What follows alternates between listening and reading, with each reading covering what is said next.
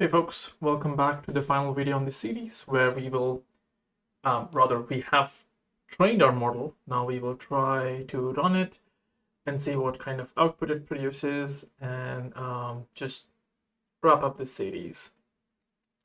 I'd like to wrap up by enumerating 3 of the major learnings that I had. And yeah, without um, further wait, let's get into it. Okay, so basically like I've loaded in the model. So first I want to show you the phase 1 output. If you remember, phase 1 was just training the adapter layer. So we'll look at just phase 1 output. I've loaded in the model. So that's why it says checkpoint 13786 because that's the phase 1 training. All right, so here I have image of my dog. Just he's just dumb fucked. So let's see what. So here I've said describe this image. Here's the placeholder, and let's see what is the generated output. And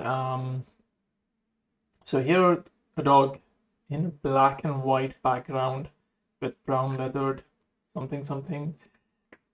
Okay, so at least it's recognized that there is a dog, but black and white background. Okay, I can see some of the black and whiteness, but then it just starts, it just veers off course. What if I place, so if you remember, like we've trained it in an instruction following way. So what if I pass in the, here's the question, here's the answer, this is the placeholder for answer. So if I pass in that, let's see how the model does. A dog sitting on a table with his head in front of the ground looking. Okay. Again, it's all haywire, but the fact that it's a nice dog is kind of good. Okay, so now what we will do is we will load the phase 2 checkpoint and then see how well it does. So let me start loading it in. Okay, so we got the model loaded, and now let's see how well it does. So this is, remember, this is after the phase 2 training.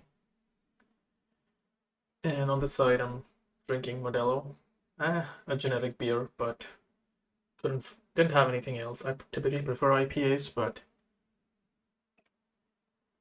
okay. So at least it got a dog sitting on a table with its head in front, legs up, and tail laying down, face looking at the ground, facing side of black feet. Okay, it's got gibberish, but it's getting something about the feet because my dog's feet are a bit curled. I don't know if you can see it. My feet are curled right now, so maybe it's trying to like figure that out. What if I remove the placeholder and see what it generates?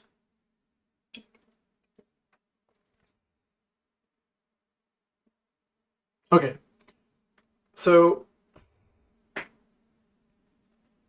the black and white background thing comes back, but with the placeholder, if I go to the placeholder, for some reason it considers my couch to be a table. Okay, let me try some other image. Let me load in a few other images. Okay, I got another image. And this is my dog in a snowy weather. No, just chilling. This is going to be hard for a model to guess. Let's see how well it does.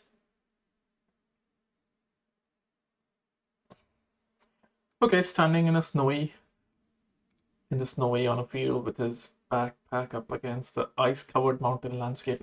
Okay, so it's not generating garbage, but then you see it still gets the understanding of the image, dog in a snowy background.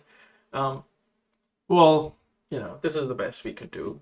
I still call it a success because remember, we weren't fully fine tuning the model, and I guess a lot of the garbage that is being generated is coming from that.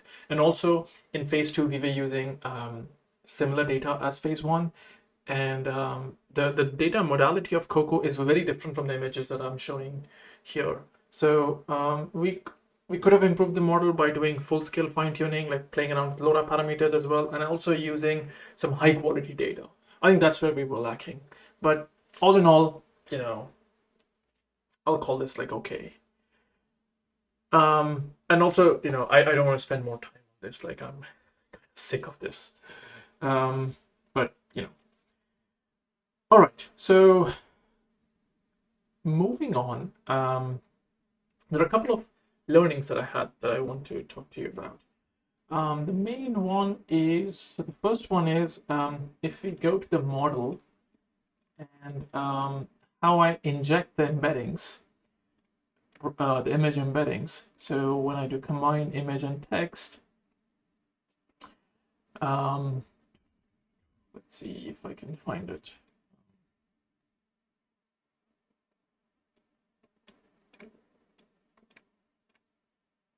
So okay, taking a step back. First, we encode the text, we encode the image, then we get the vision adapter version of the image embeddings, and then we combine them. Now, initially, I was training the model with take the image, pass it through the vision model, and pull all the outputs. So you get like one embedding, and that didn't work. So then I went back to GPT implementation and see what they did. So they had a multi-dimensional, like they had like a lot of tokens for it for a particular image instead of just having one token, and that actually helped. So my learning loss wasn't going down when I was doing pooling, because you kind of lose all the information.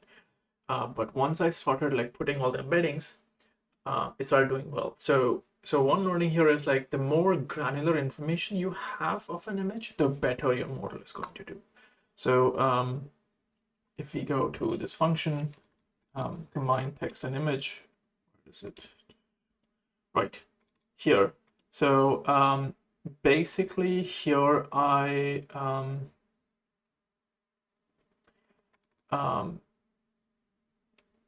yeah, so somewhere in the code, I'll have to like find it. I expand on, so right now we just have like one token for the image. Like in the text, there's only placeholder 1. We expand it to 14 times 14 because that is the modality that is coming in. And then we just replace that with the embedding values from the image adapter. Yeah, let's see. Let me actually find out like what. Just finding 248, or is it 249?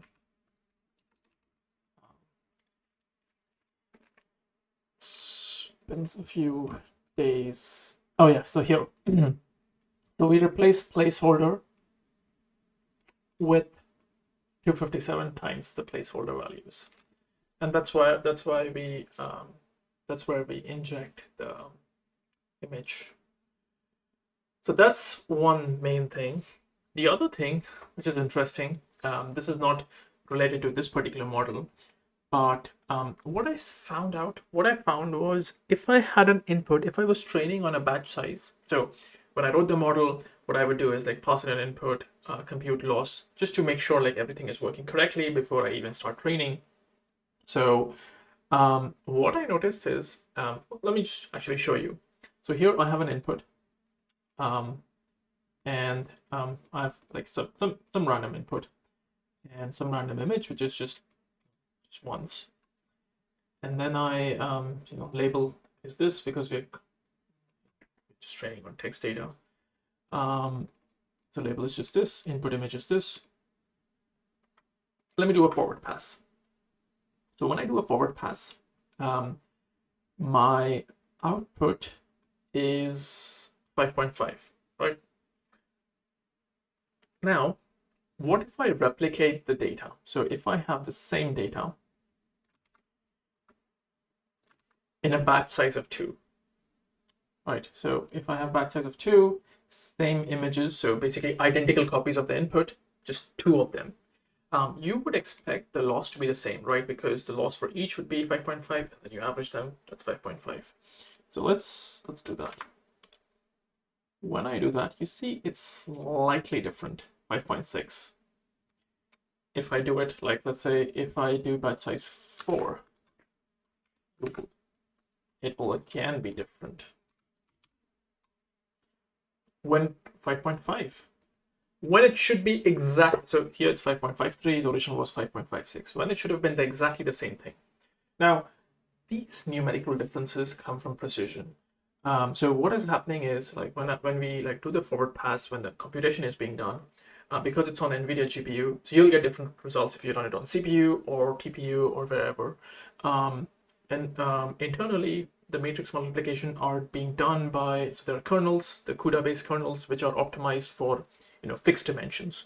So for batch size 1, one particular kernel is being used. For batch size 2, separate kernel is being used, and so on and so forth.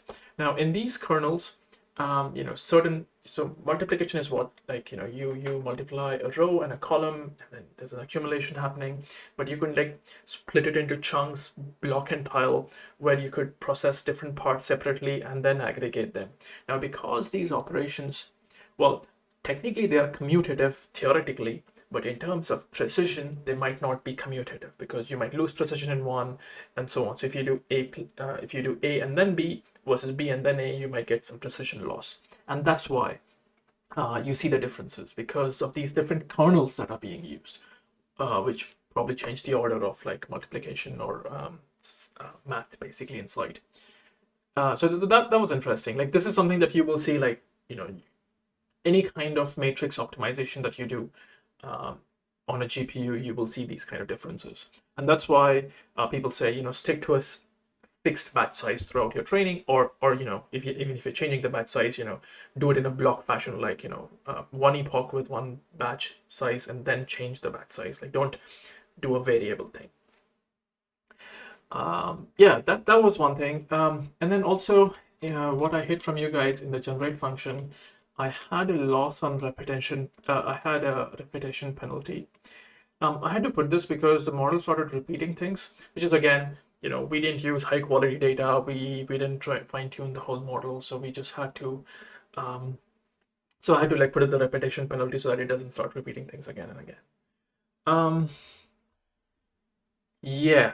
So that is pretty much it.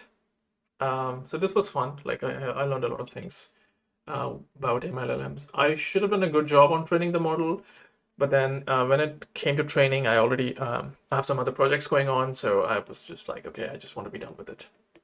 But yeah, but still, it gives you a sense of like how do you train these models. All right. I think this is it for this series. Again, it was a lot of fun. It didn't end the way I thought it would, but I think we reached 80% of our goal. The code for all of this is on GitHub, so you can just like try it out, do a better job than I did, and so on. Yeah, so please like, subscribe the channel if you want more content. I think the next thing that I will venture on is JAX, and also I'm thinking about writing a large-scale training framework in JAX, like something that does 3D parallelism or even 4D. But these are in pipeline. This is a pipeline dream. But first thing will be a learning series on JAX. We'll see how it goes. But yeah, thanks for watching, and I hope you enjoyed this, or at least you learned something from it. All right. Cheers.